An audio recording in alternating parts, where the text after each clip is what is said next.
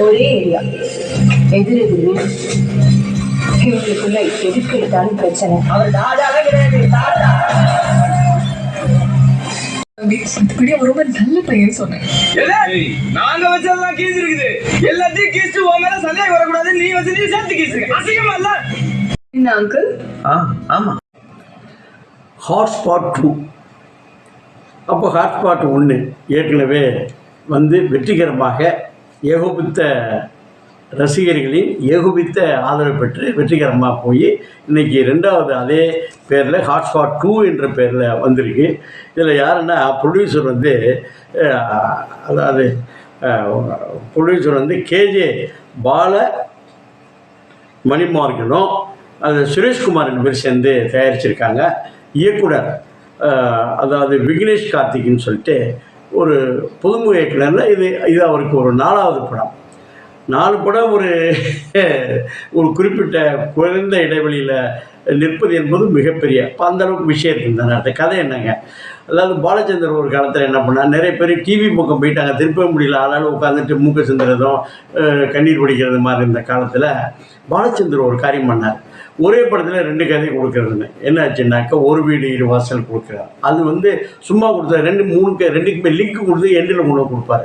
அதுபோல் இல்லாமல் ஒரு தனித்தனி கதையாக ஏற்கனவே ஹாட்ஸ்பாட்டு 1லேயும் அவர் வெற்றி பெற்றிருக்கிறாரு.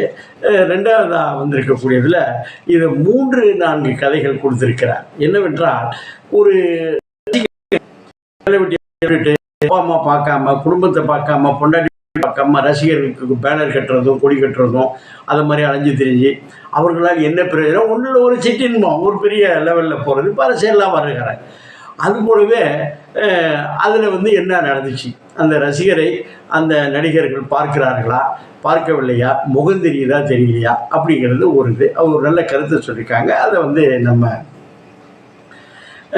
ஒரு ஒரு அந்த அந்த ரசிகருடைய மனைவியையும் அந்த இவங்களுடைய அப்பா அம்மா 2 ரசிகர்களுடைய கலையை கடத்தி வச்சுட்டு என்னடா சொல்ல போகிறீங்கன்னு சொல்லி வெளியே பார்க்குறப்போ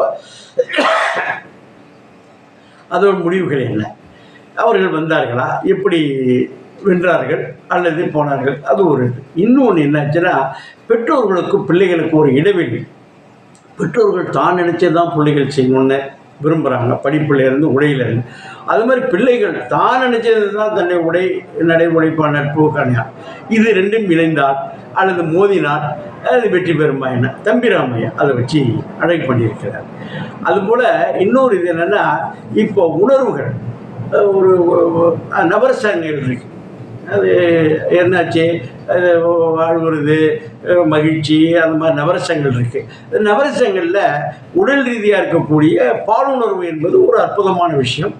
அது வந்து பாலுணர்வு வந்து என்னச்சு ஹோமோசெக்ஸு ஹெட்ரோசெக்ஸுன்னு வரும்பொழுது ஹோமோசெக்ஸம் என்பது ஆண்களுக்கு பெண்களுக்கு லெஸ்பியன் என்று ஒரு மேட்ரு. அது ஒரு விரசம் இல்லாமல் ஒரு தெளிவுபடுத்தி ஒரு அழகாக தேவை. அது உணர்வு என்பது உணர்வு தான். இந்திய அரசே வந்து அதை ஏற்றுக்க, குறிப்பாக நம்மளுடைய மரியாதைக்குரிய அன்புமணி ராமதாஸ் அவர்கள் மத்திய அமைச்சராக இருந்தப்போ அதை ஏற்றுக்கொண்டு பாராளுமன்றத்திலே தாக்கல் செய்து வெற்றி பெற்றிருக்கு. எது இந்த ஓரினச் சேர்க்கையாளர்கள் என்பது தேவைதான், அது தலையிடாதீங்க பாதாம உணர்வுகள்னு சொல்லி பண்ணியிருக்காங்க. இந்த விஷயத்தை எப்படி காயின் பண்ணுறது அப்படின்னு அது அப்படி ஒரு கதை போயிருக்கு. அப்புறம் ஒரு டைம் ட்ராவல்னு சொல்லிட்டு அது மாதிரி ஒரு 3-4 கதைகளை ஒரே பாயத்தில் ஒரு செழிப்பு தட்டாமல் எழுந்திரிக்க போகாமல் அது சீட்டு முனையில் எப்படி வச்சிருக்கணுங்கிற ஒரு வித்தையை வந்து என்ன பண்ணிருக்கிறாருன்னா விக்னேஷ் கார்த்திக் வந்து ஒரு அழகாக ப்ரெசன்ட் பண்ணியிருக்கிறார். இந்த படத்தை யார் யார் பார்க்கலான்னா எல்லா வயதினரும் எல்லா குடும்பத்தில் உள்ள எல்லா உறுப்பினர்களும் நண்பர்களும் சேர்ந்தும் பார்க்கலாம். சில படங்களில் வந்து தனித்தனியாக தான் பார்க்கணுங்கிற ஒரு சூழ்நிலை இருக்கும். இது சேர்ந்தும் பார்க்கலாம். ஒருத்தரோட பார்த்து நான் படம் பார்க்குறப்பா, நான் நினச்சதை அந்த சொல்கிறாங்க பாருங்கப்பா அப்படிங்கிற மாதிரி சொல்லக்கூடிய ஒரு திரைப்படம்.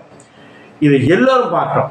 இதில் வந்து என்னாச்சுன்னா தயாரிப்பாளர் கேஜே பால மணிமார்க்கனும் சுரேந்தர் வந்து என்ன பண்ணிருக்காங்க, இந்த ஃபார்முலா கண்டுபிடிச்சிட்டு அடுத்தடுத்து படங்கள் கொடுக்கும் பொழுது அது சும்மாலாம் பண்ண முடியாது.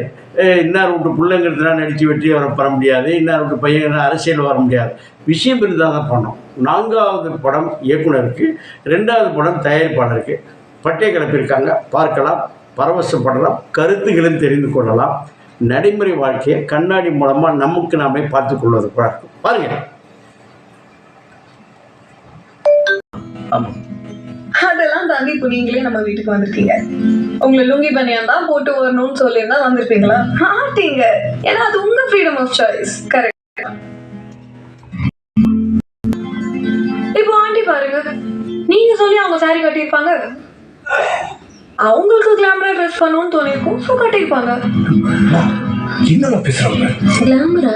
ஆமால ஆண்டி, எங்க மறைக்கணுமோ அங்க மறைக்காம கவர்ச்சியான இடங்களை கரெக்டா காட்டுற ட்ரெஸ் தானே சாரி. சாரி என்ன ஆண்டி தெரியாத மாதிரியே ரியாக்ட் பண்றீங்க? சரி விடுங்க, நீங்களே அங்கிள் சொல்லி தான் கட்டிருக்கீங்க. சரி சொல்லுங்க அங்கிள்.